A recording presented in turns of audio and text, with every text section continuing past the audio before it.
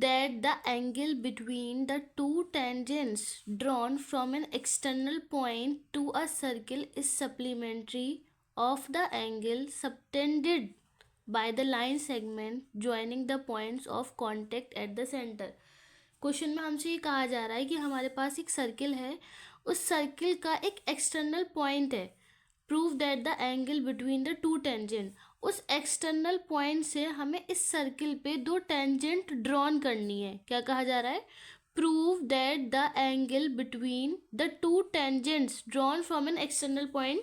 Late P B an external point. हमारे पास जो एक्सटर्नल पॉइंट है वो हमने क्या सपोज कर लिया? पी. अब इस पी पॉइंट से हम दो टेंजेंट सपोज करते हैं यहाँ पे.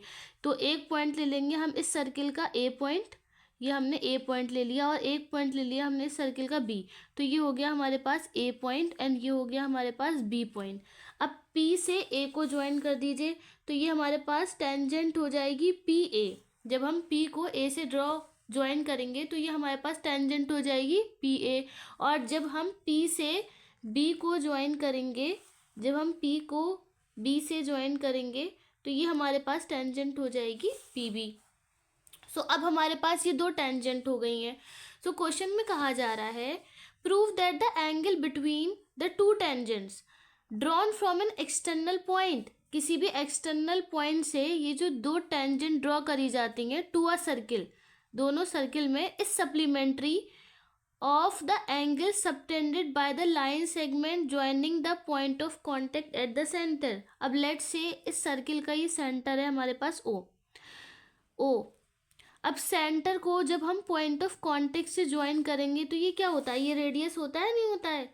ये जब भी हम अपने सेंटर को पॉइंट ऑफ कांटेक्ट से ज्वाइन करते हैं, ये क्या है? हमारे पास सर्किल का रेडियस. और हमें ये बात पता होनी चाहिए, जो सर्किल का रेडियस होता है वो टेंजेंट पे परपेंडिकुलर डालता है, वो टेंजेंट पे परपेंडिकुलर बनाता है, यानी कि वो 90 डिग्री बनाता है. ये हमारे पास सर्किल में थ्योरम है. क्या थ्योरम है? कि जो हमारे पास रेडियस होता है, जो सर्किल का रेडियस होता है वो टेंजेंट पे परपेंडिकुलर डालता है. अब ऐसे ही यहाँ से अगर हम ओ को बी से ज्वाइन करें तो ये भी क्या है? ये भी रेडियस है. तो यहाँ पे भी ये क्या होगा? ये परपेंडिकुलर. यहाँ पे भी ये 90 डिग्री एंगल, यानी कि ये जो ओ ए है ये परपेंडिकुलर है किसके? पी ए के. ऐसे ये ओ बी है, ये परपेंडिकुलर है किसके? पी बी के. ये परपेंडिकुलर है किसके? P B. अब क्वेश्चन समझिए, क्वेश्चन क्या कह रहा है? क्वेश्चन कहना चाह रहा है कि आपको ये प्रूव करना है, prove that the angle between the to tangent. दो टेंजेंट के बीच में एंगल, मतलब ये वाले एंगल की बात कर रहे हैं. दो टेंजेंट के बीच में कौन सा एंगल है? ये. तो यानी कि यहाँ पे इस एंगल की बात करी जा रही है. सो क्वेश्चन में क्या कह रहे हैं फिर सुनिए. Prove that the angle between the to tangent. दो टेंजेंट के बीच का एंगल, यानी कि ये एंगल पी की बात कर रहे हैं, ये वाले एंगल की बात कर रहे हैं. Prove that the angle between the two tangents drawn from an external point. और ये जो टेंजेंट है ये ड्रॉ करी गई है एक्सटर्नल पॉइंट से. पी हमने एक्सटर्नल पॉइंट लिया है, और ये ए और बी ये सर्किल के ही पॉइंट है. जिससे हमने पी को ए से मिलाया तो ये पी ए हो गया, और पी को बी से मिलाया तो पी बी, यानी कि ये दो टेंजेंट ड्रॉ हो गई हैं. सो आपको प्रूफ क्या करना था कि जो एंगल है हमारे दो टेंजेंट के बीच में, जो एंगल है वो सप्लीमेंट्री है. किसकी सप्लीमेंट्री है? Is supplementary of the angle subtended by the line segment joining the point of contact at the centre. अगर हम पॉइंट ऑफ कांटेक्ट ये ए हमारे पास पॉइंट ऑफ कांटेक्ट क्या होता है? जब रेडियस और टेंजेंट जिस पॉइंट पे मिलते हैं उसे हम पॉइंट ऑफ कांटेक्ट कहते हैं. या आप ये भी कह सकते हैं सर्किल का ये वो पॉइंट होता है जिस पॉइंट से पास होके टेंजेंट जाती है, तो इसे हम पॉइंट ऑफ कांटेक्ट कहेंगे. यहाँ पे ए भी पॉइंट ऑफ कांटेक्ट है और बी भी पॉइंट ऑफ कांटेक्ट है. पॉइंट ऑफ कांटेक्ट क्या होता है? सर्किल का वो पॉइंट जिस पॉइंट से पास होके ये टेंजेंट ड्रॉ हो रही है, ये टेंजेंट जा रही है ए पॉइंट से और ये बी पॉइंट से. तो हमें ये बताना है कि सेंटर से इस पॉइंट ऑफ कांटेक्ट से हम एक लाइन बना दे. वो लाइन क्या है? रेडियस. यानी कि ये वाला एंगल, हम इस एंगल की बात करी जा रही है, एंगल ओ और एंगल पी. आपको ये बताना है कि एंगल ओ और एंगल पी एक दूसरे के सप्लीमेंट्री हैं। सप्लीमेंट्री एंगल होते हैं जिन दो एंगल को प्लस करके अगर 180 यानी कि 180 आ जाए, अगर दो एंगल को प्लस करके हम 180 प्रूव कर देते हैं तो उसे हम सप्लीमेंट्री एंगल कहते हैं। क्या कहते हैं? Supplementary angle. सो यहाँ इस क्वेश्चन में यही कहा गया, prove that the angle between the two tangents drawn from an external point, external point से to a circle is supplementary. हमें ये प्रूव करना है कि पी पॉइंट जो है वो सप्लीमेंट्री है किसके? हमारे जो सेंटर पे जो एंगल बनता है यानी कि एंगल ओ के। तो सबसे पहले हमने यहाँ पे जो जो चीज़ हमें यहाँ पे गिवन है हम वो लिख सकते हैं। सो अपने सोल्यूशन में बात करें तो सबसे पहले हमें यहाँ पे क्या मिला, हमने यहाँ पे कंसीडर कर लीजिए कि O is the centre of the circle, या आप यहाँ पे हमने सोल्यूशन डाल के आप लिख सकते हैं। सबसे पहला point, let O is the centre of circle, circle का सेंटर है। Let O is the centre of circle, सबसे पहली बात हमने ये मानी। Next, let P A and P B are the tangents, है ना, P A and P B, P A and P B are the tangents, P A and P B क्या है हमारे पास? टेंजेंट्स है। अब और क्या आप मतलब आपको क्या करना है, क्वेश्चन में देख के जो भी चीज़ें गिवन है यानी कि जो भी आपको नॉलेज है सबसे पहले आपको वो लिखनी है। उसके बाद पी हमारे पास एक्सटर्नल पॉइंट है, ये भी लिख सकते हैं आप, let P B the external point. तो पी हमारे पास एक्सटर्नल पॉइंट है। और क्या लिख सकते हैं कि ओ ए परपेंडिकुलर है। ओ ए किसके परपेंडिकुलर है भाई? किसका 90 डिग्री बना रहा है? ओ ए परपेंडिकुलर है ए पी पे। तो हम ये लिख सकते हैं ओ ए क्या है? रेडियस है, ये परपेंडिकुलर है किस पे? Tangent A P. O A perpendicular है ए पी पे। और क्या लिख सकते हैं, ये फोर्थ पॉइंट डाल के लिख सकते हैं कि ओ बी परपेंडिकुलर है, ओ बी परपेंडिकुलर है किसके? B P. O B perpendicular, जैसे ओ ए परपेंडिकुलर है हमारा, ओ ए परपेंडिकुलर है ए पी पे, ऐसी ओ बी परपेंडिकुलर है किस पे? बी पी पे। सो यहाँ से हमने बात करी परपेंडिकुलर का मतलब क्या होता है, ये परपेंडिकुलर की रिप्रेजेंटेशन होता है। इसे क्या कहते हैं हम? अगर हम इस तरीके से कोई सिंबल बना रहे हैं इसका मतलब होता है परपेंडिकुलर। क्या होता है? परपेंडिकुलर। परपेंडिकुलर जहाँ पे भी आ जाता है इसका मतलब होता है वहाँ 90 डिग्री एंगल बन रहा है। क्या बन रहा है? वहाँ 90 डिग्री एंगल की बात करी जा रही है। सो क्वेश्चन में हमसे ये कहा है कि आप ये प्रूव करें एंगल पी और एंगल ओ दोनों को सम करके 180 आता है। अब इसको प्रूफ करने के लिए अब आप जरा ये जो हमारा ये शेप है ए ओ बी पी, या आप कहीं से भी आप क्लॉकवाइज या एंटी क्लॉकवाइज देख सकते हैं, जैसे ए ओ बी पी भी ले सकते हैं हम। सो आप ये क्लियरली देख सकते हैं कि ये जो शेप या ये जो फिगर है हमारी, ये क्या एक क्वाड्रिलेटरल बना रही है, एक क्वाड्रिलेटरल बना रही है। तो हम ये लिख सकते हैं कि A O B P is a quadrilateral. A O B P क्या है? एक क्वाड्रिलेटरल है। ए ओ बी पी क्या है भाई? एक क्वाड्रिलेटरल है। और आपको ये बात पता होनी चाहिए, एक क्वाड्रिलेटरल के चारों एंगल को जब हम सम करते हैं तो 360 के बराबर आता है। एक क्वाड्रिलेटरल जो होता है वो कितना एंगल बनाता है? 360 एंगल बनाता है। एक क्वाड्रिलेटरल हमारा कितना एंगल बनाता है? 360 एंगल बनाता है। तो हम सब ये लिख सकते हैं, in a quadrilateral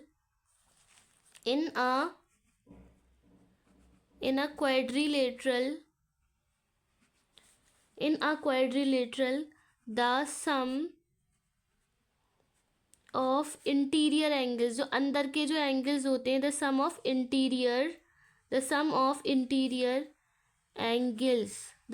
interior angles is equal to क्या होता है? 360 होता है। यानी कि हमारे इस कंडीशन में यहाँ पे आप देखें तो यहाँ पे angle A O B P, यहाँ हम ये लिख सकते हैं angle A plus angle O plus angle B plus angle P, इन चारों एंगल को प्लस करके कितना आना चाहिए हमारे पास? 360 आना चाहिए। क्या आना चाहिए? 360। अब यहाँ हमने आपको क्लियरली बता दिया है कि एंगल ए एंगल बी 90 होगा। क्यों 90 होगा? क्योंकि ओ ए एक रेडियस है, रेडियस अपने टेंजेंट पे परपेंडिकुलर डालता है यानी कि 90 डिग्री। सो हम यहाँ पे क्लियरली कह सकते हैं एंगल ए और बी, एंगल ए की जगह भी 90 डिग्री पुट करें आप, और एंगल बी की जगह भी 90 डिग्री पुट कर दीजिए। सो अब आपको क्या करना है, सिंपली इसको सॉल्व करिए। 90 90 90 प्लस 90 कितना हो गया हमारे पास 180 plus angle O angle P is equal to 360। अब ये 180 यहाँ प्लस में, इसके सामने देखिए प्लस का साइन, जब ये हम दूसरी साइड लेके जाएंगे साइड चेंज होगी। सो प्लस का जो नंबर होता है जब वो इक्वल टू के दूसरी साइड जाता है तो वो माइनस में चेंज हो जाता है। किस में चेंज हो जाएगा, माइनस में। ये प्लस का है तो दूसरी साइड जाके माइनस में। सो यहाँ पे ये angle O plus angle P जो अपनी साइड था वो यहीं रहेगा, ये हो गया 360। ये प्लस का है तो ये इधर आ जाएगा -180। So angle O plus angle P is equal to 360 में से 180 को माइनस करेंगे हम, सो हमें 180 ही मिल जाएगा। सो हमें यहाँ पे क्या पूछा गया था, हमें ये कहा था कि आपको प्रूव करना है एंगल पी और एंगल पी और एंगल ओ को अगर हम सम करेंगे, एंगल पी और एंगल एक दूसरे के सप्लीमेंट्री है। सो यहाँ से प्रूव हो गया कि angle O and angle P को जब आपने प्लस करा तो 180 डिग्री के बराबर आ गया। सो यहाँ से हमने ये प्रूव कर दिया कि एंगल हमारा, ये जो एंगल है ये क्या है हमारे पास 180 डिग्री है, यानी कि ये एक दूसरे के लिए सप्लीमेंट्री है। सो यहाँ से हम प्रूव कर दिए कि आ गया सप्लीमेंट्री एंगल, ये एक दूसरे के क्या है, ये सप्लीमेंट्री है जो हमें प्रूव करना था। क्वेश्चन में कहा जा रहा है हमारे पास एक बैग है जिसके अंदर 3 रेड कलर की बॉल्स हैं एंड 5 ब्लैक कलर की बॉल्स हैं। A ball is drawn at random from the bag. अब उस बैग में से एकदम से, यानी कि बिना देखे अचानक से एक बॉल निकाल ली गई। तो आपको बताना है what is the probability that the ball drawn is. तो आपको ये बताना है कि क्या प्रोबेबिलिटी है कि जो आपने बॉल निकाली है, क्या प्रोबेबिलिटी है कि जो आपने बॉल निकाली है वो क्या है, रेड है। रेड की प्रोबेबिलिटी बतानी है आपको, किसकी प्रोबेबिलिटी बतानी है, रेड की प्रोबेबिलिटी बतानी है। और आपको ये बताना है कि क्या प्रोबेबिलिटी है कि जो आपने बॉल निकाली है वो रेड नहीं है। अब ज़रा इसको क्लियरली समझिए। हमारे पास एक बैग था, सपोज़ ये हमारे पास एक बैग है, ये हम एक बैग या कुछ भी आप सपोज कर सकते हैं, ये हमारे पास एक बैग है, ठीक है। इस बैग में हमारे पास 3 तो रेड कलर की बॉल्स हैं। सो हम 3 रेड कलर की बॉल्स बना देते हैं यहाँ पे, ठीक है। और बाकी जो 5 हैं वो ब्लैक बॉल्स हैं। सो 1 2 3 4 एंड 5। सो आपकी ये जो 3 रेड बॉल्स, अब हो सकता है कि रेड बॉल एक यहाँ हो, एक अंदर हो और एक ऊपर हो, मतलब ये जो है ना ऊपर नीचे करी गई, ये मिक्स है।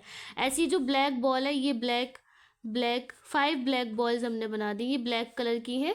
और ये हमारे पास ये रेड कलर की बॉल्स है, रेड कलर की बॉल्स हैं, ये रेड कलर की बॉल्स हैं, ये रेड बॉल्स, ठीक है। और ये रेड बॉल है और बाकी जो है हमारे पास ये ब्लैक बॉल है, ठीक है। अब क्वेश्चन में कहा जा रहा है तो टोटल आप बॉल्स दे सकते हैं। टोटल बॉल्स कितनी है, 1 2 3 4 5 6 7 8, या 3 + 5 कितना हो गया हमारे पास, 8 टोटल बॉल्स हैं। प्रोबेबिलिटी पूछी जा रही है, what is the probability that the ball drawn is. आपसे प्रोबेबिलिटी पूछी जा रही है कि आप, अब कोई भी आता है इसमें से अचानक से, मतलब बिना इस बैग को देखे उसने अचानक से एक बॉल निकाल ली, ठीक है। अब पूछा जा रहा है कि क्या प्रोबेबिलिटी है कि जो आपने बॉल निकाली है इस बैग से वो रेड होगी। पहले सवाल में क्या पूछा जा रहा है, क्या प्रोबेबिलिटी है कि जो आपने बॉल ड्रॉ करी है इसमें से निकाली है वो रेड है, उसकी प्रोबेबिलिटी बताइए। सो सबसे पहले आपको पता होना चाहिए प्रोबेबिलिटी क्या होती है। प्रोबेबिलिटी होती क्या है, प्रोबेबिलिटी को हम किसी भी इवेंट के होने का चांस भी कह सकते हैं, या पॉसिबिलिटी, किसी भी चीज़ के होने की क्या पॉसिबिलिटी है या उसके चांस है, यानी कि किसी भी इवेंट होने के कितने % चांस है या कितने चांसेस हैं होने के, पॉसिबिलिटी क्या होती है। सो प्रोबेबिलिटी किसी भी इवेंट के लिए, प्रोबेबिलिटी ऑफ एन इवेंट, किसी भी सिंपल इवेंट के लिए probability of an event E, किसी भी इवेंट के लिए हम क्या कह सकते हैं, ऊपर आता है हमारे पास फेवरेबल आउटकम, मतलब हम जिसके लिए हमसे बात करी जा रही है, ऊपर क्या आता है, favourable outcome. Favourable outcome favourable outcome मतलब जो आपके फेवर में है वो आउटकम, और नीचे लिखे जाते हैं टोटल नंबर ऑफ आउटकम्स। ऊपर आता है फेवरेबल आउटकम्स, मतलब आप जो इवेंट की बात करी जा रही है, जिस भी इवेंट की आप प्रोबेबिलिटी निकाल रहे हो, जैसे यहाँ पे बात करी जा रही है रेड की प्रोबेबिलिटी, रेड की प्रोबेबिलिटी, तो इवेंट हो गया हमने रेड के लिए, तो रेड के फेवर में फेवरेबल आउटकम मतलब रेड के फेवर में देखिए आप कितनी बॉल्स हैं, और नीचे टोटल नंबर ऑफ आउटकम, और टोटल कितनी बॉल्स हैं वो नीचे आ जाएंगी। प्रोबेबिलिटी सिंपल क्या कहती है, प्रोबेबिलिटी का सिंपल ये कहना है कि नीचे तो आप टोटल आउटकम्स लिखें, यानी कि आपके पास जितने भी टोटल चीज़ें हैं या टोटल आपके पास बॉल्स हैं, नीचे आ जाएगा टोटल आउटकम, और जिसके लिए आपसे सवाल पूछा जा रहा है, यानी कि जिसके लिए आप सोल्यूशन कर रहे हैं या जो आपका इवेंट है वो आपको ऊपर लिखना है, फेवर में जिसके फेवर में वो आप ऊपर लिखिए। अब total number of outcome, total balls कितनी है हमें, तो 3 हमारे पास रेड बॉल्स थी और 5 ब्लैक बॉल्स थी, तो इस हिसाब से हमारे पास टोटल 8 बॉल्स हुई। तो यहाँ डिनोमिनेटर में टोटल नंबर ऑफ आउटकम में हमने लिख दिया 8। बाकी ऊपर पूछा गया है फेवरेबल आउटकम, तो फेवरेबल आउटकम में रेड के लिए पूछा जा रहा है ना, क्वेश्चन में पूछा जा रहा है फर्स्ट कि आपको ये बताना है, प्रोबेबिलिटी बतानी है रेड के लिए। सो रेड के लिए हमारे पास 1 2 3 3 बॉल्स हैं जो रेड थी, तो ऊपर लिखना है हमें 3। सो ये हमारे पास प्रोबेबिलिटी आ गया किसके लिए, ये हमने रेड के लिए प्रोबेबिलिटी फाइंड करी है 3/8। तो 3/8 की प्रोबेबिलिटी है कि वो जो बॉल निकाली गई है, आके सडनली जो बॉल निकाली गई है वो हमारे पास जो प्रोबेबिलिटी आएगी उसकी रेड बॉल की वो आ जाएगी 3/8। अब इसको हम और कैंसिल भी नहीं कर सकते हैं, तो इसका आंसर यहीं पे ही इतना ही काफ़ी है। नेक्स्ट पूछा जा रहा है, सेकंड पार्ट में पूछा जा रहा है आपको प्रोबेबिलिटी बतानी है, प्रोबेबिलिटी बतानी है what is the probability that the ball drawn is. Second part में पूछा जा रहा है कि क्या प्रोबेबिलिटी है कि वो जो बॉल आपने निकाली है नॉट रेड, कि वो रेड नहीं है। अब भाई रेड नहीं है तो क्या होगी, ऑब्वियसली ब्लैक होगी, क्योंकि यहाँ पे ब्लैक की और तो कोई कलर की बात नहीं करी गई है, यहाँ ब्लैक कलर की बात करी गई है। सो नॉट रेड का मतलब हम ये भी कह सकते हैं ब्लैक की प्रोबेबिलिटी पूछी जा रही है। यहाँ पे क्या पूछा जा रहा है, ब्लैक, तो प्रोबेबिलिटी पूछी जा रही है किसके लिए, ब्लैक बॉल के लिए। किसके लिए पूछी जा रही है, ब्लैक बॉल, या ब्लैक पूरा भी लिख सकते हैं आप, इस तरीके से भी लिख सकते हैं। सो ब्लैक बॉल प्रोबेबिलिटी का फिर वही फॉर्मूला नीचे लिखते हैं, टोटल नंबर ऑफ आउटकम मतलब टोटल बॉल्स कितनी है, टोटल बॉल्स है 8। अब नॉट रेड, नॉट रेड मतलब जो रेड नहीं है, तो रेड नहीं है तो क्या होंगी भाई, ब्लैक होंगी ना, 1 2 3 4 5। सो आपको क्या लिखना है 5। तो ये प्रोबेबिलिटी फर्स्ट वाले पार्ट में पूछा गया था, प्रोबेबिलिटी बतानी है रेड के लिए। नेक्स्ट में पूछा गया था प्रोबेबिलिटी बतानी है ब्लैक बॉल, या नॉट रेड भी लिख सकते हैं, और हम इसे क्या लिख सकते हैं, नॉट रेड के लिए प्रोबेबिलिटी पूछी गई थी। सो इस तरीके से हमने इस क्वेश्चन को अपना सॉल्व करा और दोनों पार्ट की प्रोबेबिलिटी हमने फाइंड करी। अब है हमारे पास क्वेश्चन एफ। इसमें कहा जा रहा है the median of the distribution given below is 28.5। ये जो डिस्ट्रीब्यूशन यानी कि ये जो टेबल गिवन है, हमें इसका मीडियन क्वेश्चन में पहले से ही दे रखा है 28.5, मीडियन हमें दे रखा है। और आगे कहा गया है if the sum of frequencies, अगर यहाँ ये जो फ्रिक्वेंसीज है, ये फ्रिक्वेंसीज जितनी भी गिवन है, अगर इनको टोटल करके 60 है, क्वेश्चन में ऑलरेडी दे रखा है, अगर फ्रिक्वेंसीज को सम करा जाए तो इसका टोटल क्या है 60 है, then find the value of x and y। So आप यहाँ देख सकते हैं कि यहाँ पे x और y ये मिसिंग फ्रिक्वेंसीज है, मतलब x की जगह कोई फ्रिक्वेंसी और y की जगह कोई फ्रिक्वेंसी, उसकी वैल्यू हमें फाइंड करनी है। सो क्वेश्चन हमें समझ आ चुका है कि हमें मीडियन क्वेश्चन में पहले से गिवन है और हमें सम ऑफ फ्रिक्वेंसीज गिवन है, हमें x एंड y की वैल्यू फाइंड करनी है। सो सिंपल, हमें ये बात पता है जब भी हम मीडियन कैलकुलेट करते हैं, सो हमें निकालनी होती है वहाँ पे कम्युलेटिव फ्रिक्वेंसी। क्या निकालनी होती है, कम्युलेटिव फ्रिक्वेंसी। मीडियन फाइंड करने के लिए सबसे पहला काम जो होता है वो होता है कम्युलेटिव फ्रिक्वेंसी निकालना। कम्युलेटिव फ्रिक्वेंसी कैसे कैलकुलेट करी जाती है, जो फ्रिक्वेंसी की पहली टर्म है उसको एज इट इज़ लिखना होता है, बिल्कुल सेम टू सेम, 5 का 5, ठीक है। फ्रिक्वेंसी की पहली टर्म को आपको बिल्कुल ऐसे ही लिखना है। अब क्या करना है आपको करना है कि जो कम्युलेटिव फ्रिक्वेंसी आपने लिखी है उसमें फ्रिक्वेंसी की नेक्स्ट टर्म प्लस करिए, 5 प्लस एक्स, 5 में x प्लस करेंगे तो क्या आएगा, अब ये नेक्स्ट हो जाएगा 5 में जब भी हम कोई नंबर में कोई वेरिएबल प्लस करते हैं तो ऐसे सिंपल लिख दिया जाता है 5 प्लस एक्स। 5 में हमने x प्लस करा, इसे भी हम स्मॉल x बना लेते हैं चलिए, और इसे स्मॉल y, ठीक है। तो 5 प्लस एक्स क्या आ गया, 5 प्लस एक्स। अब क्या करना है हमें, फिर वही काम जो कम्युलेटिव, अब जो कम्युलेटिव फ्रिक्वेंसी है उसमें हम फ्रिक्वेंसी की अगली टर्म प्लस कर दें। क्या करना है, सिंपल प्लस करते जाना है। अब 5 प्लस एक्स में 20, अब भाई हम नंबर में नंबर प्लस करेंगे नहीं, तो 5 में 20 प्लस करेंगे, सो ये हो जाएगा हमारे पास 25 प्लस एक्स। क्या हो गया, 25 प्लस एक्स। आई होप आपको ये समझ आ रहा है। नेक्स्ट अब हमें क्या करना है, इस 25 प्लस एक्स में हमें फिर नेक्स्ट फ्रिक्वेंसी प्लस करनी है, तो 25 में 15 प्लस करेंगे, सो ये हमारे पास आ जाएगा 40, हो जाएगा 40 प्लस एक्स। अब फिर हमारे पास जो कम्युलेटिव फ्रिक्वेंसी है इसमें अगली फ्रिक्वेंसी वाली टर्म, अब जो हमारे पास टर्म है वो है 40, अब हमारे पास जो टर्म है वो है y। अब जब हम 40 प्लस एक्स में y प्लस करेंगे तो हम इसको इस साथ में लिख दिया जाएगा 40 प्लस एक्स प्लस वाई। अब क्या करना है आपको, नेक्स्ट कम्युलेटिव फ्रिक्वेंसी लिखने के लिए इस वाली कम्युलेटिव फ्रिक्वेंसी में अगली फ्रिक्वेंसी वाले टर्म यानी कि 5 को प्लस कर दीजिए, सो ये हो जाएगा 40 प्लस 5, ये हो जाएगा 45 प्लस एक्स प्लस वाई। सो ये हमने इस तरीके से अपनी सारी कम्युलेटिव फ्रिक्वेंसी कैलकुलेट कर ली। अब आपको कुछ चीज़ें आपको समझनी है। अब आप ये देखिए, जो हमारे पास फ्रिक्वेंसी है, यहाँ पे फ्रिक्वेंसी की जो फर्स्ट टर्म थी वो हमने एज इट इज रखी। अब कम्युलेटिव फ्रिक्वेंसी की सेकंड टर्म के लिए हमने क्या करा है, फ्रिक्वेंसी की दो टर्म को प्लस कराया, नहीं कराया, 5 में x प्लस करा तभी 5 प्लस एक्स आया, यही तो हुआ है यहाँ पे। नेक्स्ट देखिए, अब हमें कम्युलेटिव फ्रिक्वेंसी की थर्ड टर्म लिखने के लिए फ्रिक्वेंसी की 3 टर्म को प्लस किया गया, 20 प्लस 5 25 प्लस एक्स। ऐसे ही कम्युलेटिव फ्रिक्वेंसी की आखिरी जो हमने टर्म लिखी है, ये वाली जो कम्युलेटिव फ्रिक्वेंसी आई है, इसको लिखने के लिए हमने सारी कम्युलेटिव फ्रिक्वेंसी को टोटल किया होगा, और कम्युलेटिव फ्रिक्वेंसी का टोटल ऑलरेडी हमें इस क्वेश्चन में गिवन था। क्वेश्चन में ऑलरेडी दे रखा था, if the sum of frequencies is 60, यानी कि सारी फ्रिक्वेंसी को टोटल करेंगे तो 60 है। और ये जो वैल्यू आती है लास्ट वाली वैल्यू, ये भी क्या है, ये भाई सम ऑफ फ्रिक्वेंसी ही तो होता है। तो हम यहाँ से क्लियरली ये कह सकते हैं कि 45 प्लस एक्स, हम यहाँ से क्या कह सकते हैं कि 45 प्लस एक्स प्लस वाई ये बराबर है किसके, 60 के।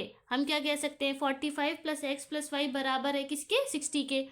सो यहाँ से हम x प्लस वाई की वैल्यू कैलकुलेट कर सकते हैं, x plus Y equal to ये 60, ये 45 ये प्लस का है, जब ये साइड चेंज करेगा तो ये हो जाएगा हमारे पास -45। अभी वैल्यू क्या आ गई हमारे पास, x प्लस वाई, 60 माइनस 45 बचेंगे हमारे पास 15। सो ये हमारे पास एक इक्वेशन बन गई कि x प्लस वाई बराबर है 15 के।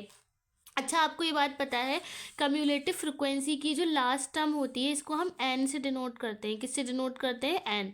सो n ये लास्ट टर्म ही तो थी हमारी 60, भाई ये क्या है, ये बराबर है, ये लास्ट टर्म, जो लास्ट टर्म थी कम्युलेटिव फ्रिक्वेंसी की, अभी क्या बताया था हमने, वो बराबर है किसकी, 60 के। यानी कि n की वैल्यू यहाँ से हम कह सकते हैं 60 है, नहीं है, n की वैल्यू 60 ही तो होगी भाई, n की वैल्यू होगी 60।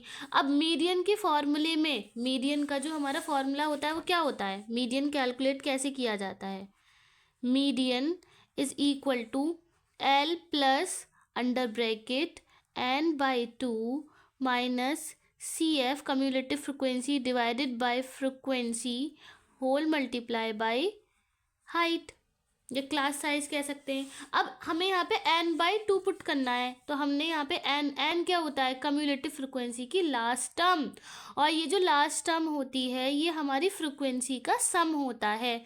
तो फ्रिक्वेंसी का सम हमें ऑलरेडी दे रखा था ना 60, तो n की वैल्यू हो गई 60। अगर हम n/2 करें यहाँ से, n/2 मतलब 60/2, सो कितना आ जाएगा हमारे पास, 60/2 करेंगे, सो यहाँ से हमें मिल जाएगा n/2 की वैल्यू 30। तो n/2 की वैल्यू क्या हो गई, 30। अब हमें मीडियन कैलकुलेट करना है, इसमें मीडियन हमें ऑलरेडी गिवन है, मीडियन हमें इस क्वेश्चन में मीडियन भी गिवन है, मीडियन कितना है 28.5, तो हमें मीडियन की जगह पुट कर 28.5 पुट कर देना है। नेक्स्ट मीडियन, अच्छा हम मीडियन जब फाइंड करते हैं तो सबसे पहले हमें मीडियन क्लास पता लगाना है, तभी तो हम उसकी लोअर लिमिट देखेंगे, और मीडियन क्लास से ही हमारी फ्रिक्वेंसी आएगी, वहीं से ही हमारी कम्युलेटिव फ्रिक्वेंसी आएगी, वहीं से हमारा क्लास का साइज आएगा। तो हमें सबसे पहले फाइंड क्या करना है, अब हमें फाइंड करना है मीडियन क्लास। मीडियन क्लास ढूंढिए यहाँ से, मीडियन क्लास। ये सारी वीडियोस हम ऑलरेडी अपने स्टैटिक्स की प्लेलिस्ट में पहले से ही कर चुके हैं, डाल चुके हैं। आपको क्या करना है, बस वहाँ पे जाके स्टैटिक्स आपको देखनी है, वीडियोस देखनी है। और ये शॉर्ट्स में भी हमने छोटी छोटी चीज़ें सिखाई हैं, जैसे model class, median class, cumulative frequency कैसे फाइंड करते हैं, तो आप वहाँ जाके इसको चेक कर सकते हैं। सो मीडियन क्लास निकालने के लिए हम क्या करते हैं, जो हमारे पास n/2 की वैल्यू है, जो हमारे पास n/2 की वैल्यू है 30। अगर आप सिंपल यहाँ से भी देखिए भाई, मीडियन है, मीडियन कितना है 28.5। सो आप ये देखिए, ये जो मीडियन है ये 28.5 किस क्लास के बीच में आएगा, 28.5। तो 28.5 तो 20 और 30 के बीच में आ रहा है। सो यही क्या हो जाएगी हमारे पास मीडियन क्लास। आप ये देखिए ना, मीडियन यहाँ सिंपल आप ही देख सकते हैं ना, जो हमारे पास मीडियन है इसका मतलब ही ये है। मीडियन क्लास का क्या मतलब होता है, जिस क्लास से मीडियन बिलोंग करे। तो मीडियन क्या है हमारे पास 28.5, यानी कि हमारे पास जो मीडियन क्लास हो गई वो क्या हो गई हमारे पास 20 से 30, ये हो गई हमारे पास मीडियन क्लास। अब मीडियन क्लास की जो फ्रिक्वेंसी होती है वो एफ़ की वैल्यू बन जाती है, ये हो गई एफ़ की वैल्यू हमारे पास। अब मीडियन क्लास में भी हमारे पास एक लोअर लिमिट, एक अपर लिमिट, तो एल की वैल्यू हो गई यहाँ से 20, लोअर लिमिट हो गई एल की वैल्यू 20, फ्रिक्वेंसी हो गई हमारे पास 20। अब जो हमारे पास मीडियन क्लास की जो कम्युलेटिव फ्रिक्वेंसी उसके जस्ट ऊपर वाली, मीडियन क्लास वाली जो कम्युलेटिव फ्रिक्वेंसी होती है उसके जस्ट ऊपर वाली बनती है सी एफ की वैल्यू, यानी कि ये हो जाएगी हमारे पास सी एफ की वैल्यू। इस तरीके से हमने सारी वैल्यूज़ अपनी कैलकुलेट कर ली। यहाँ से हमारी एल की वैल्यू आ गई। एल क्या है हमारे पास, लोअर लिमिट 20। तो मीडियन क्लास की जो फ्रिक्वेंसी होती है उसके हम एफ़ की वैल्यू लेते हैं। अब इसकी मीडियन क्लास की जो कम्युलेटिव फ्रिक्वेंसी उसकी जस्ट अपर, उसके जस्ट ऊपर वाली जो होती है, तो वो क्या हो जाएगी हमारे पास कम्युलेटिव फ्रिक्वेंसी सी एफ की वैल्यू हो जाती है। बाकी बचा एच। एच बताता है हमारा क्लास साइज। क्लास साइज मतलब यहाँ पे कितना गैप है लोअर लिमिट और अपर लिमिट के बीच में, 10 का गैप है, नहीं है। तो यहाँ पे एच की वैल्यू हो जाएगी 10। यहाँ पे एच की वैल्यू क्या हो जाएगी 10। तो हम यहाँ पे लिख सकते हैं, तो मीडियन क्लास हो गई 20 to 30, ये हमारे पास क्या हो जाएगी मीडियन क्लास। मीडियन क्लास क्या आ गई यहाँ से 20 to 30 आ गई है हमारे पास मीडियन क्लास, ठीक है। मीडियन क्लास आ गई है 20 to 30 मीडियन क्लास है हमारे पास। लोअर लिमिट है 20, फ्रिक्वेंसी एफ की वैल्यू है 20, और जो सी एफ है वो है हमारे पास 5 + x। एंड नेक्स्ट हमारे पास जो क्लास का साइज़ है वो हमारे पास कितना है, यानी कि दोनों हर क्लास का साइज़, यानी कि अपर लिमिट और लोअर लिमिट में कितना गैप है, 10 का गैप है हर जगह। तो एच की वैल्यू हो जाएगी हमारे पास 10।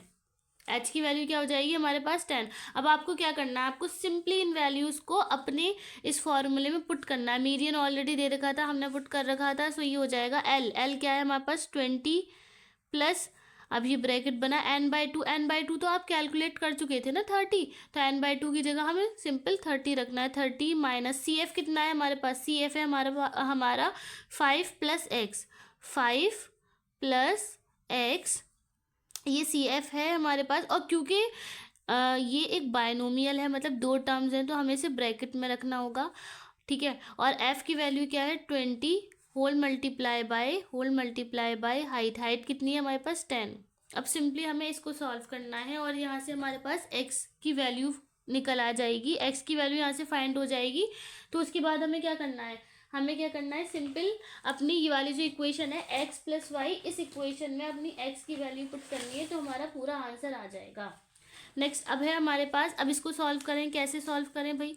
सबसे पहले आप ये जो 20 है, एक्स की वैल्यू निकालने के लिए इस ब्रैकेट को हमें अकेला करना पड़ेगा। तो ये जो हमारे पास 20 प्लस में, आप इसको दूसरी साइड ले जाइए, सो ये हो जाएगा 28.5 - 20 इज इक्वल टू, अब ये 20 आप उठा के ले आए तो ये ब्रैकेट हो जाएगा 30।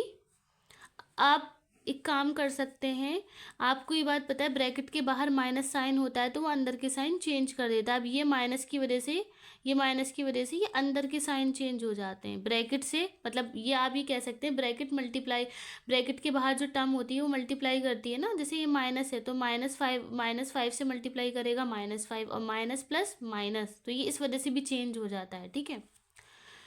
और ये आ गया हमारे पास 10। तो ये हमने सिंपली ये लिख लिया, ठीक है। अब 28.5 में से 20 गए तो हमारे पास क्या बचेगा, 8.5। सिंपली क्या बचेगा हमारे पास, 8.5 इज इक्वल टू, अब 30 माइनस 5, 25 माइनस एक्स अपॉन 20, और ये मल्टीप्लाई कर रहा है किससे, ये देखिए 10 से। ऊपर दो टर्म है, बायनोमियल है। अब आपको पता है कि 10 की टेबल में 20 है, कह सकते हैं 0 से 0 कैंसिल कर देंगे, हमारे पास क्या बच जाएगा, हमारे पास यहाँ पे हमारे पास बचेगा डिनोमिनेटर में 2।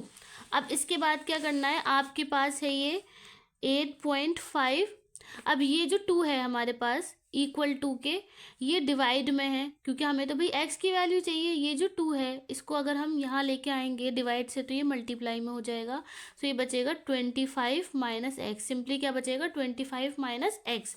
अब आप इसको मल्टीप्लाई कर लीजिए, 2 5 ज़ा 10, 1 इधर कैरी, 2 8 ज़ा 16, 2 8 ज़ा 16 प्लस 1 17, यानी कि यहाँ पे आ गया आपके पास 17 is equal to 25 minus X. आपको वैल्यू किसकी फाइंड करनी है, एक्स की।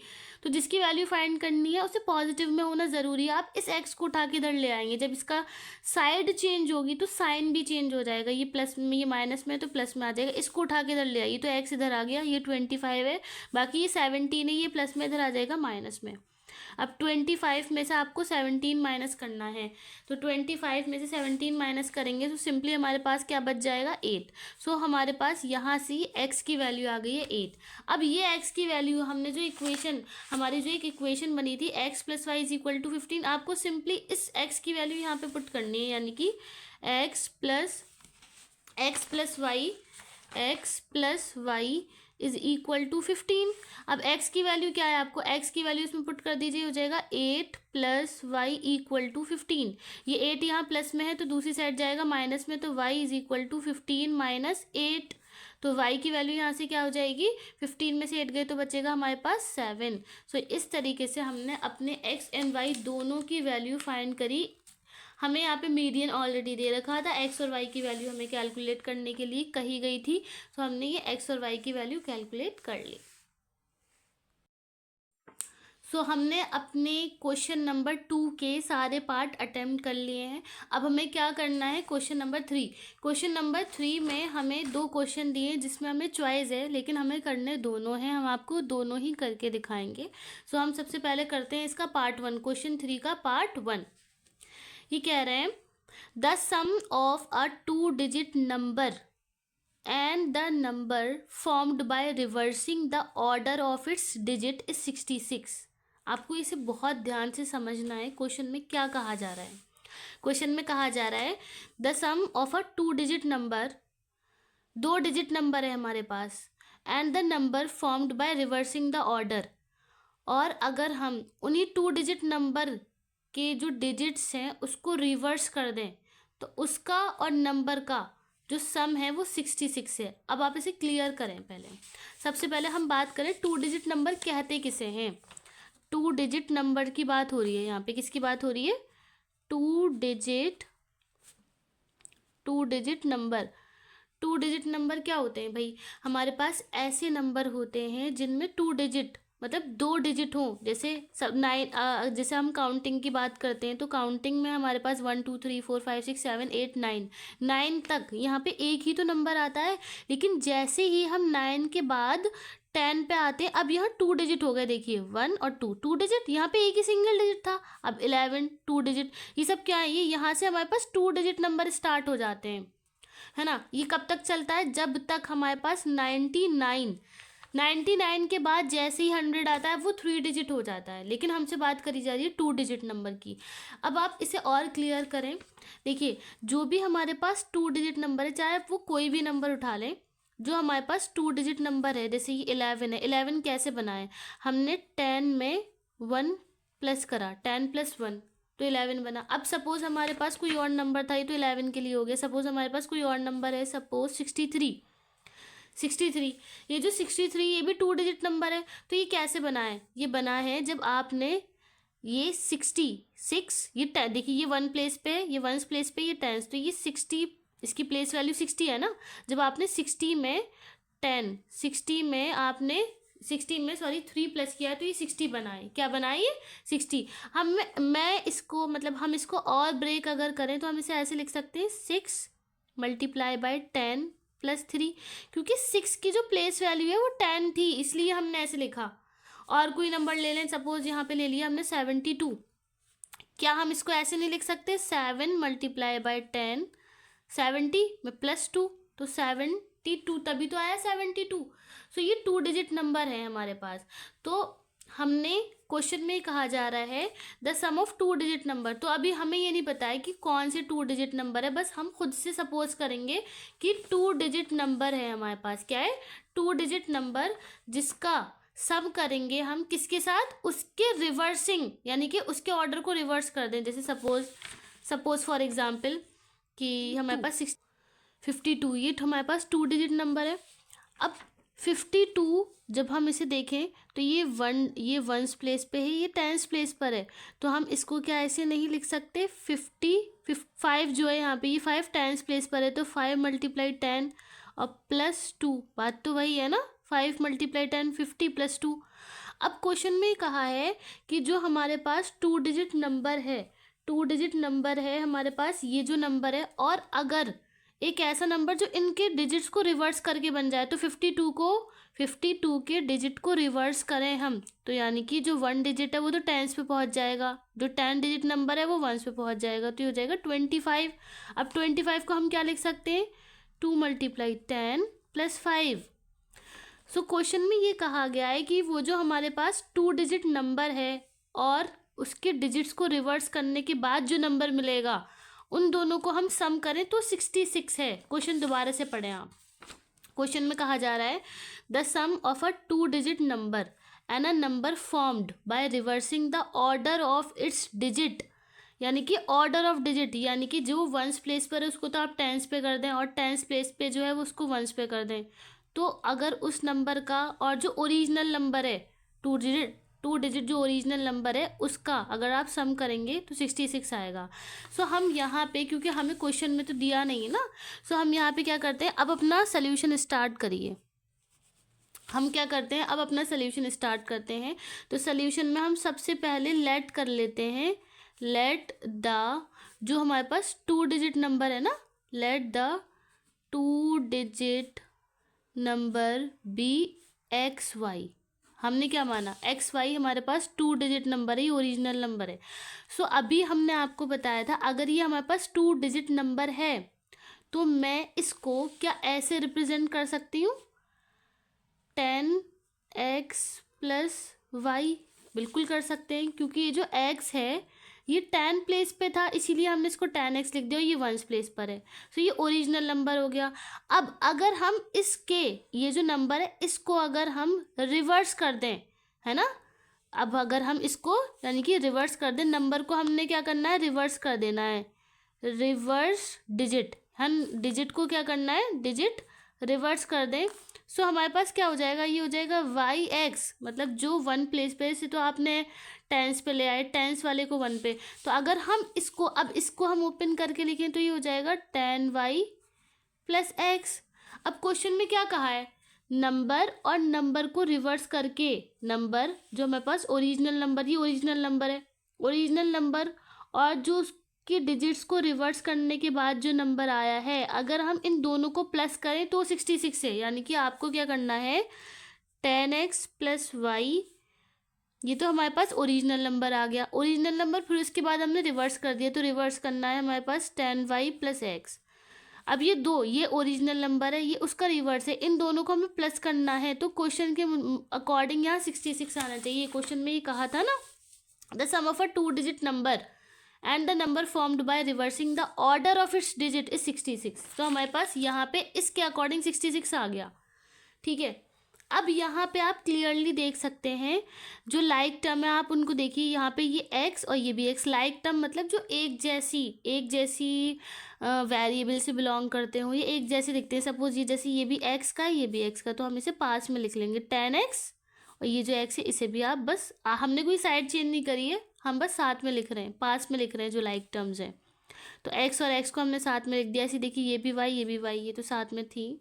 हम आपको ये बस सिखा रहे हैं कि कैलकुलेशन कैसे की जाती है। ठीक है, ये है 66। अब आप देखिए ये भी 10x, ये भी x, ये भी x, ये भी x, 10, यहाँ 10 है। अब इस x के आगे कोई कोफिशिएंट नहीं है, जहाँ कुछ नहीं होता वहाँ 1 होता है, मतलब 10 + 1 क्या हो जाएगा 11x, क्या हो जाएगा 11x। ऐसे यहाँ देखिए y यहाँ पे इसके आगे कुछ नहीं है तो 1 है, तो 1 और 10 ये हो जाएगा 11y = 66। ठीक है, अब आप यहाँ क्लियरली देख सकते हैं कि x में और y में 11 कॉमन है, तो जो भी हमारे पास कॉमन होता है हम उसको बाहर ले लेते हैं, तो ये हो जाएगा 11। अब बाकी जो बचेगा वो हम ब्रैकेट में, यहाँ x बचा x लिख दीजिए, प्लस यहाँ y है y लिख दीजिए। ठीक है, = 60। क्या आ गया हमारे पास, = 60। 11x + y = 60। अब आप यहाँ देख सकते हैं जो 11 है इस ब्रैकेट के साथ मल्टीप्लाई में है, इस 11 को अगर हम दूसरी साइड ले जाएं तो ये हो जाएगा x + y = 60/11। सॉरी, ये 66 है, ये सब जगह क्या है, ये 66 है। इसको करेक्शन कर लें प्लीज़ सब। तो ये क्या है 66। अब x + y = 11/66। अब आपको पता है 11 की टेबल में 66 6 बार में आता है, तो ये हमें यहाँ से एक इक्वेशन मिल गई, x + y बराबर है किसके, यहाँ पे 6 के। x + y किसके बराबर है, यहाँ पे 6 के बराबर है। अब देखिए अभी तो ये हमने आधा क्वेश्चन करा है, x + y 6 के बराबर है। आगे क्वेश्चन में क्या कह रहे थे, if the difference between the digit of a number is 2। अगर हम उस नंबर के डिजिट, जैसे हमने ये लिया है ना x और y, अगर हमारे पास x y ये ओरिजिनल नंबर है सपोज, तो हमारे पास ये जो नंबर है x और y, इसके डिजिट्स का डिफरेंस मतलब माइनस करें, यानी कि x में से y को माइनस करें, या हो सकता है y में से x को माइनस करें। ठीक है, तो क्या आना चाहिए 2। मतलब ये वाली कंडीशन भी बन सकती है, x में से y भी माइनस हो सकता है, और y में से भी x माइनस हो सकता है। अगर हम नंबर को, जो हमारे पास डिजिट है, डिजिट के नंबर को डिफरेंस करेंगे तो क्या आएगा 2। ये वाली कंडीशन भी बन सकती है और ये वाली कंडीशन भी बन सकती है, क्योंकि अभी हमें ये पता नहीं है कि x बड़ा नंबर है या y बड़ा नंबर है। तो सिंपली हमें क्वेश्चन में ये दिया है कि if the difference between the digits of a number is 2, तो ये भी बन सकती है, ये भी बन सकती है। तो अभी हम पहले वाली कंडीशन के लिए लेंगे, देन फाइंड द नंबर। पीछे हमने पीछे से क्या कैलकुलेट करा था, पीछे हम ये कैलकुलेट कर चुके हैं कि x और y, हम पीछे क्या कैलकुलेट कर चुके हैं कि हमारे पास x + y जोड़ के क्या आ रहा है 6, x + y का सम करके क्या आ रहा है हमारे पास 6 आ रहा है। तो हमें पीछे से इक्वेशन मिली x + y = 6। ठीक है, और यहाँ पे क्वेश्चन में दी आई था कि अगर हम डिजिट्स को डिफरेंस करेंगे, जो ओरिजिनल नंबर है उसके डिजिट को डिफरेंस करेंगे तो 2 आ रहा है। सो अभी हम ये वाली इक्वेशन ले लेते हैं, x - y = 2। अब ये दो इक्वेशन है, अब आप इन दोनों इक्वेशन को सॉल्व कर सकते हैं। ये दोनों इक्वेशन हमारे पास लीनियर इक्वेशन है।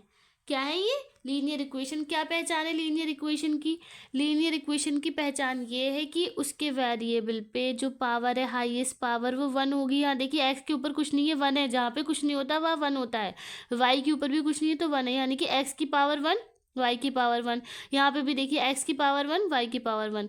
यह है linear equation in 2 variable. 2 variable क्यों है, क्योंकि यहाँ x और y 2 वेरिएबल का इस्तेमाल किया गया है।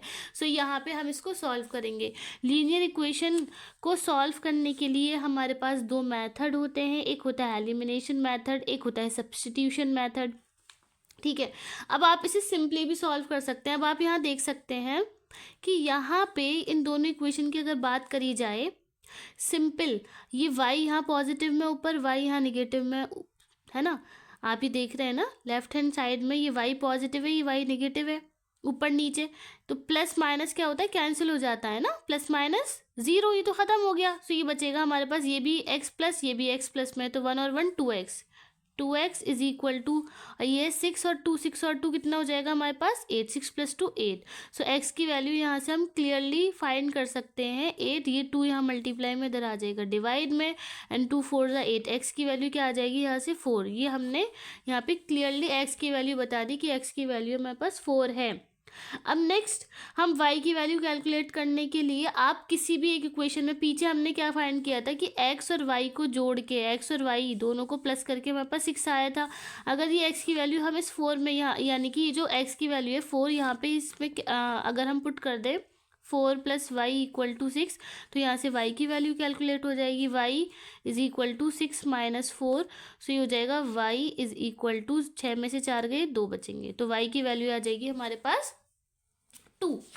सो अगर अब आप यहाँ देखिए, अगर ये हमारे पास, अगर ये ओरिजिनल नंबर है, ओरिजिनल हमने नंबर क्या माना था, x और y क्या XY माना है ना, तो 2 डिजिट नंबर है, सो इसके अकॉर्डिंग हमारे पास नंबर हो जाएगा 42 और 42 का रिवर्स हो जाएगा हमारे पास 24, होगा नहीं होगा।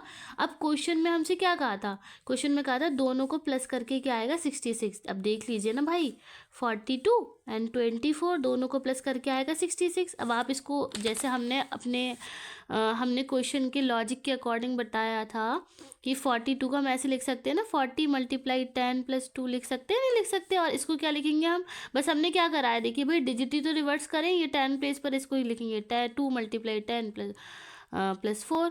सो आप अपना क्रॉस चेक भी कर सकते हैं, क्या ये सवाल हमने सही किया है या नहीं, आप चेक करें और बताएं, अगर इसमें कोई मिस्टेक है तो बताएं। अच्छा, इसमें आगे एक चीज़ और पूछी गई है, how many such numbers are there. So ऐसे कितने नंबर बन सकते हैं, ऐसे कितने 2 डिजिट नंबर बन सकते हैं जिनके ऑर्डर को रिवर्स करें तो 66 आ जाए, मतलब ओरिजिनल नंबर और रिवर्सिंग नंबर को प्लस करें तो 66। तो ऐसा सिर्फ 2 ही सेट बनेंगे, एक तो 42 और 24। 2 डिजिट नंबर में इन दोनों के अलावा कोई और ऐसे नंबर नहीं बैठेंगे जिनको आप प्लस करें, जिनके आप ऑर्डर को प्लस करें तो 66 हो जाए। तो सिर्फ हमारे पास ऐसे 2 ही डिजिट, टू ही सेट्स यानी कि 2 नंबर बैठेंगे जिनको सम करें, जिनके ओरिजिनल नंबर और रिवर्सिंग डिजिट को सम किया जाए तो 66 बैठेंगे। तो इस तरीके से हमारा ये पूरा सवाल हो गया कंप्लीट। थैंक यू जी। अब हमने क्वेश्चन नंबर 3 का फर्स्ट पार्ट हम ऑलरेडी कर चुके हैं। अब हमें इसका जो और ऑप्शन में है वो भी हम इसको करके दिखाएंगे, इस क्वेश्चन को भी हम अटेम्प्ट करते हैं। चलिए देखते हैं क्या कह रहे हैं। 5 years ago Noori was thrice as old as Sonu. 5 years ago मतलब 5 साल पहले। Noori was thrice as old as Sonu. Noori जो थी, नूरी की जो एज थी, वॉज थ्राइस 3 गुना थी, किसके, सोनू के। नूरी 3 गुना बड़ी थी, यानी कि नूरी की जो एज थी 5 साल पहले, वो सोनू की एज से 3 गुना ज़्यादा थी। 5 साल पहले की बात हो रही है ये। फिर कह रहे हैं आगे 10 years later, अब 10 साल बाद, मतलब प्रेजेंट से, जो भी हमारा प्रेजेंट है आज, ठीक है, आज से 10 साल बाद, Noori will be twice as old as Sonu. Noori जो है वो सोनू की एज की दुगनी हो जाएगी 10 साल बाद। और 5 साल पहले, आज से, यानी कि जो प्रेजेंट एज होगी उसकी, प्रेजेंट एज से 5 साल पहले नूरी 3 गुना थी सोनू से, ओके। और 10 years लेटर, आज से यानी कि प्रेजेंट एज से 10 साल बाद, Noori will be twice as old as Sonu. Noori जो है वो दुगनी हो जाएगी, ट्वाइस मतलब दुगना बढ़ जाएगी सोनू की एज से। सो सवाल है हमारा, क्वेश्चन है, how old are Noori and Sonu. Sonu और नूरी की एज क्या है, क्या क्वेश्चन है, सवाल है हमारा कि सोनू और नूरी दोनों कितने साल के हैं, उनकी एज बतानी है आपको।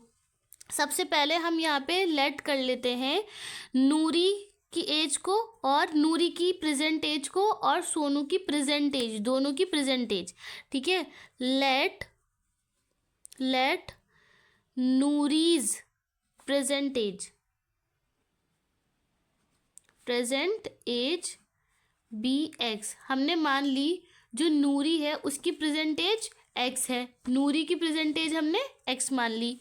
And let Sonu's present age, और जो सोनू है उसकी प्रेजेंट एज हमने क्या मान ली, बी वाई। अब आप क्वेश्चन को बहुत ध्यान से समझें। क्वेश्चन में क्या कहा था, 5 साल पहले, 5 years ago।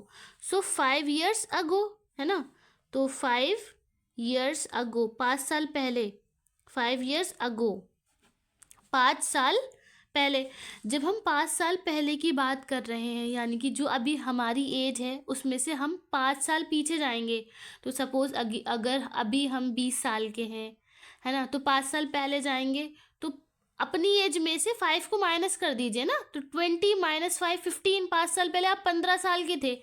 अब अगर नूरी अभी x साल की है, अब अगर नूरी अभी x साल की है, तो 5 साल पहले नूरी की एज क्या होगी? नूरी की एज क्या होगी? नूरी एज क्या होगी भाई? x, उसकी अभी की एज, अभी की जो साल, अभी जितने साल की है उसमें से माइनस करिए ना 5 साल पहले। और जो सोनू है, सोनू की एज में से भी आपको माइनस करना पड़ेगा भाई, 5 साल पीछे जा रहे हैं ना, तो सोनू की एज अभी कितनी है? y, तो y -5। तो ये हो गया हमारे पास 5 साल पहले की एज। तो नूरी 5 साल पहले x -5 ईयर्स की थी और सोनू हमारे पास y -5 ईयर्स का था। ठीक है, अब आगे क्वेश्चन में आगे क्या था? 10 ईयर्स लेटर, 10 साल बाद, जो उनकी प्रेजेंट एज है उससे 10 साल बाद की बात हो रही है। अब हम क्या कर रहे हैं? 10 ईयर्स लेटर की बात करते हैं। 10 ईयर्स लेटर, 10 साल बाद। 10 साल बाद क्या होगा भाई? जो नूरी की एज है, नूरी की अभी प्रेजेंट एज क्या है? प्रेजेंट एज है अभी वो x ईयर की है। अब 10 साल बाद अगर आप अभी 20 साल के हो और 10 साल बाद की अगर हम बात कर रहे हैं, तो 10 साल बाद आप अभी की एज में 10 साल जोड़ेंगे, नहीं प्लस करेंगे, तो x + 10 कितना हो जाएगा हमारे पास? यानी कि 20 + 10 हो जाएगा ना आपके हिसाब से 30। तो यहाँ पे क्या आ जाएगा? x + 10, 10 साल बाद। तो अभी की एज में हमने 10 प्लस करा, ऐसे ही भाई 10 साल बाद की बात हो रही है, तो सोनू की एज में भी आपको 10 प्लस करना है।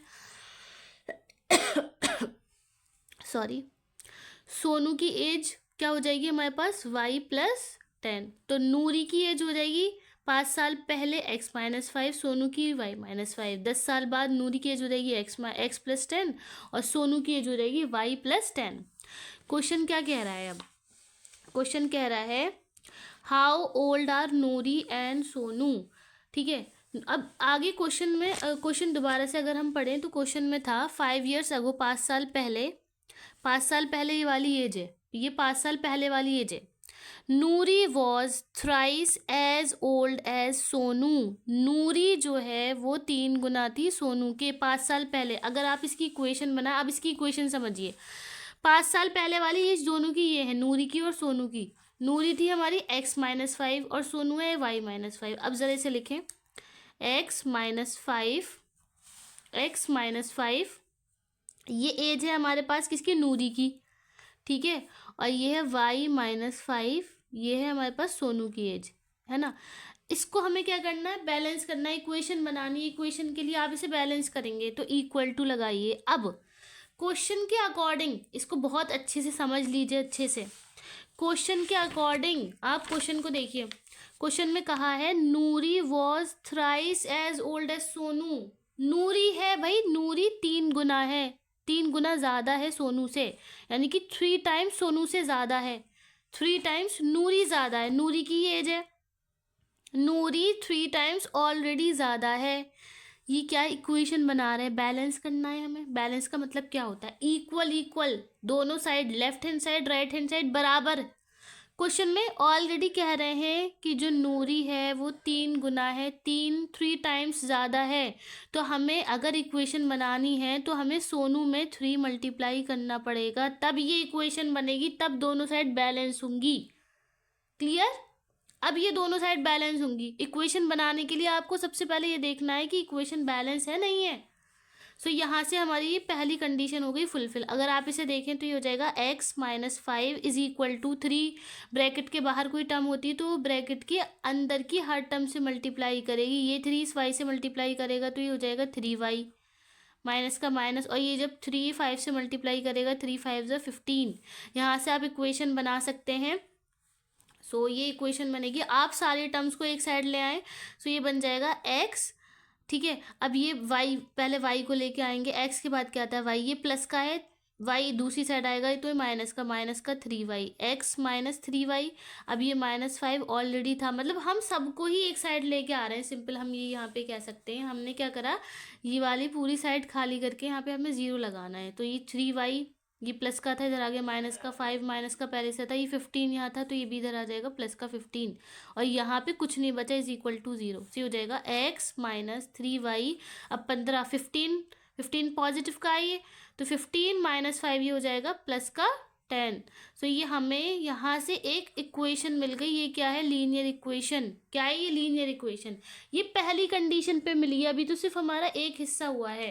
क्वेश्चन आगे क्या कह रहा है, क्वेश्चन में ये था कि नूरी वॉज 5 years ago, 5 साल पहले, Noori was thrice as old as Sonu. Noori जो है वो 3 गुना थी सोनू के, तो ये तो हमारा एक हिस्सा हुआ है अभी। आगे कह रहे 10 years later, 10 साल बाद, Noori will be twice as old as Sonu. अब 10 साल बाद की बात देखिए भाई, ये तो 5 साल पहले का हुआ है ना। अब 10 साल बाद आ जाइए, 10 साल बाद वाली एज क्या है, x + 10 y + 10। तो 10 साल बाद नूरी हो जाएगी x + 10। ठीक है, नूरी क्या हो जाएगी, 10 साल बाद नूरी हो जाएगी x + 10 और सोनू हो जाएगा y + 10। तो क्वेश्चन में ये था कि 10 साल बाद नूरी सोनू की एज से 2 times हो जाएगी, दुगनी हो जाएगी। पहले 3 गुना थी वो, अब क्या है, दुगनी, यानी कि 2 times हो जाएगी। सो भाई यहाँ पे भी हमें इक्वेशन बनानी है, इसको हमें बैलेंस करना है। बैलेंस करने के लिए नूरी तो, ये तो नूरी की एज है ना, x + 10, तो नूरी तो ऑलरेडी भाई 2 times है ना, तो 2 जो हमें मल्टीप्लाई करना है वो सोनू की एज में करेंगे, तभी तो ये बैलेंस होगी इक्वेशन। सो अब यहाँ देखिए, x + 10 इक्वल टू 2 को y से मल्टीप्लाई, 2y + 2 जब 10 से मल्टीप्लाई करेगा, 2 10 से 20। यहाँ पे भी वही काम जो हमने इस इक्वेशन में किया, सबको एक ही साइड ले आइए। x, ये 2y प्लस में माइनस का 2y, यहाँ +10 ऑलरेडी था, ये +20 इधर आ जाएगा, -20 इक्वल टू 0। सो हो जाएगा x माइनस 2y, -20 में से +20 गए, मतलब सॉरी, -20 में से +10 गए, 20 में से 10 गए, तो माइनस का 10 बचेगा। ये हमारे पास 2 इक्वेशन आ गई। अब हमें सिंपली क्या करना है, हमें बतानी है नूरी की प्रेजेंटेज और सोनू की प्रेजेंटेज। हमें क्या बतानी है, how old are Noori and Sonu. Sonu और नूरी एट प्रेजेंट कितने साल के हैं, एट प्रेजेंट दोनों की एज बतानी है हमें। सो हमें क्या करना है, इन दोनों इक्वेशन को, ये हमारे पास जो 2 इक्वेशन है, ये इक्वेशन नंबर 1 है और ये इक्वेशन नंबर 2 है, ये दोनों इक्वेशन को हमें सॉल्व करना है ना। अब हमें क्या करना है, ये जो हमने 2 इक्वेशन बनाई है, अब इन दोनों इक्वेशन को हमें सॉल्व करना है। तो हमारे पास नूरी और सोनू दोनों की एज आ जाएगी। ठीक है, नूरी की एज को हमने x सपोज किया था और जो सोनू की जो प्रेजेंटेज है उसको y। अब जब ये हमारे पास लीनियर इक्वेशन है, लीनियर इक्वेशन को सॉल्व करने के लिए हमारे पास 2 मेथड होते हैं, एक होता है सब्स्टिट्यूशन और एक होता है एलिमिनेशन। इसको मैं डीपली अलग से एक वीडियो में आपके लिए बनाऊंगी।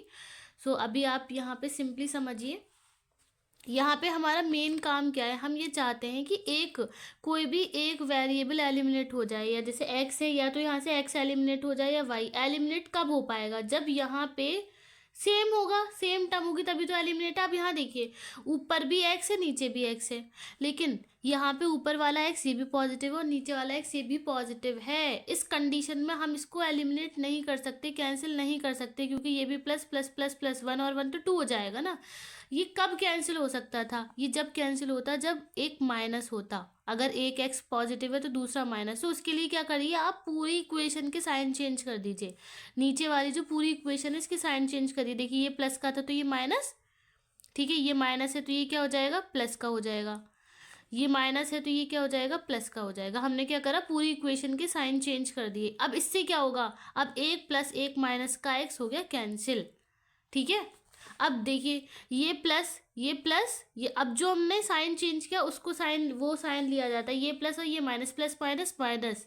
3y में से 2y गए तो सिंपल 1y कह सकते हैं या y कहेंगे। ठीक है, और क्योंकि 3 नंबर हमारे पास बड़ा था तो इसके आगे माइनस साइन, तो माइनस लगा दीजिए। अब ये देखिए ये भी +10, ये भी +10 प्लस प्लस, तो ये हो जाएगा हमारे पास 10 और 10 क्या हो जाएगा 20, और साइन भी क्या आ जाएगा हमारे पास 20। तो -y+20। अब आपको तो वैल्यू निकालनी है y की।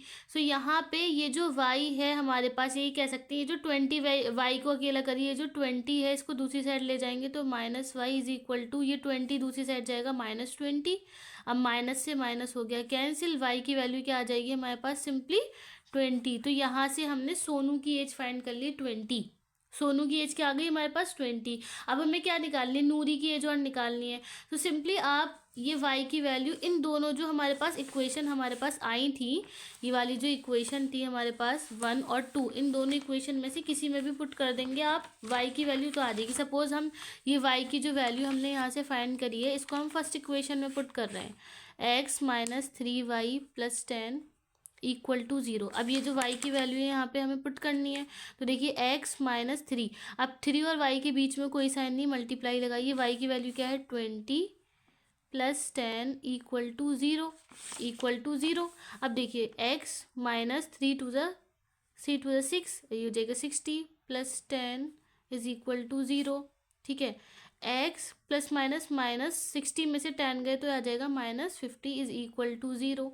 ठीक है, अब ये -50 है, दूसरी साइड ले जाएंगे तो ये पॉजिटिव हो जाएगा, तो x की वैल्यू हो जाएगी 50। सो ये आ गई हमारे पास, ये आ गई नूरी की एज और ये आ गई हमारे पास सोनू की एज। ये प्रेजेंट एज आई है, ये क्या आई है हमारे पास, प्रेजेंट एज। अब आप ज़रा क्रॉस चेक करिए, क्या ये हमारा जो हमने जो सोल्यूशन किया है वो हमारे क्वेश्चन के अकॉर्डिंग सही है या नहीं। अब देखिए क्वेश्चन में क्या कहा था, 5 years अगो, 5 साल पहले, तो 5 साल के लिए इन दोनों की एज में से 5 साल घटाएं आप, तो ये हो जाएगा, सोनू हो जाएगा हमारे, जो नूरी है वो हो जाएगी 45 years की और सोनू हो जाएगा हमारे पास 15 साल का। तो 5 साल पहले Noori was thrice as old as Sonu, क्या नूरी 3 गुना है, भाई है बिल्कुल, क्योंकि हमारे पास सोनू की एज है 15, अब 15 को 3 से मल्टीप्लाई करेंगे 45, तो नूरी जो है वो 3 गुना है, बिल्कुल 3 times है, ये बिल्कुल सही है। नेक्स्ट आगे कह रहे हैं 10 years later, 10 साल बाद, 10 साल बाद नूरी हो जाएंगी 60 साल की और सोनू हो जाएंगे 30 साल के, है ना। नूरी जो है वो 60 साल की हो जाएंगी और सोनू हो जाएंगे 30 साल के। तो क्या कहा कि 10 years later Noori will be twice as old as Sonu, Noori जो है वो सोनू से दुगनी, 2 गुना, यानी कि ट्वाइस बड़ी हो जाएंगी। तो सही है ना, 30 को 2 से मल्टीप्लाई करेंगे तो 60 आ जाएगा, तो जो सोनू की एज होगी उससे 2 times हो जाएंगी नूरी। ठीक है, 10 साल बाद। सो हमने इस तरीके से ये चेक कर लिया कि हमारा जो क्वेश्चन है ये बिल्कुल सही हुआ है।